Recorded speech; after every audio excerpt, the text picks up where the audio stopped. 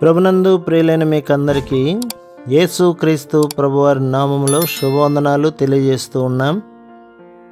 దైవ సేవకులు బ్రదర్ భక్తి సింగ్ గారి పరిచర్యలో నుండి అలసిన వాణిని ఓరడించు మాటలు. జనవరి 27. అతనికి అలంకారమును ఘనతయు కలుగునట్లు ప్రతిష్ఠిత వస్త్రములను కుట్టవలెను. నిర్గమాకాండం 28వ అధ్యాయం 2వ వచనం. దేవుని ద్వారా సూచించబడిన ప్రధాన యాజకుని వస్త్రములు దేవుడు మనతో పంచుకొనగోరుచున్న తన ఘనత అలంకారమును బయలుపరచుచున్నవి. అందుచేతనే పాత నిబంధనలోని ప్రధాన యాజకుని ఈ వస్త్రములు ఘనత అలంకారము గల వస్త్రములని పిలువబడెను. ఒక ప్రక్కన అతి పరిశుద్ధ స్థలములోనికి వెళ్ళుటకు ఏ ఒక్కడునూ అర్హుడు కాడని దేవుడు చూపుచున్నాడు. అందరూ పాపం చేసిరి గనక ఏ ఒక్కరునూ అచ్చటికి వెళ్ళలేరు. ప్రధాన యాజకుడు ఒక్కడు మాత్రమే సంవత్సరమునకు ఒకసారి ప్రాయశ్చిత్తం చేయుటకు ఆ తెర వెనుకకు వెళ్ళు ఆధిక్యతను కలిగి ఉన్నాడు. మరొక ప్రక్క నా శరీరమందు మంచిది ఏదీ నివసింపదు అని పౌలు చెప్పినట్లు రోమాపత్రిక 7వ అధ్యాయం 18వ వచనం.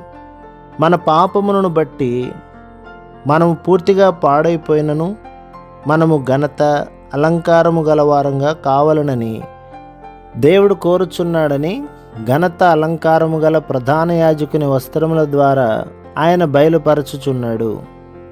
నిజముగా పరిశుద్ధ స్థలములోని దేవుని సన్నిధిని అనుభవించుటకు మనమెవరమునూ యోగ్యులము కాము. ప్రధాన యాజకుడు మాత్రమే సంవత్సరమునకు ఒక్కసారే దేవుని కలుసుకొనుటకు అతి పరిశుద్ధ స్థలములోనికి వెళ్ళును.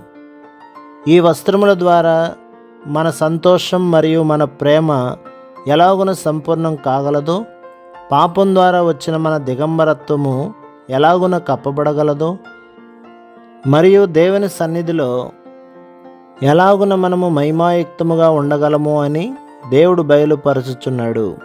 ఎవరైతే ప్రధాన యాజకుడు ప్రత్యక్ష గుడారము లేక దేవాలయము లోపలికి బయటికి నడుచుచుండుటను చూచుదురో వారితో దేవుడు ఇట్లు మాట్లాడును. ఓ నా ప్రజలారా, నాకు దూరముగా ఉన్నవారలారా, మీరు నాకు సమీపంగా ఉండవలననియు మరియు నా సంపూర్ణతను అనుభవించవలననియు కోరుచున్నాను. మనము దేవుని సంపూర్ణతలోని మన భాగమును సంపూర్ణంగా అనుభవించవలనను రహస్యమును నేర్చుకొనవలను గాని కేవలం మన పాపములు క్షమించబడి పరలోకములో ఏదో ఒక మూల ఉంటే చాలునని మాత్రం తృప్తి పడకూడదు.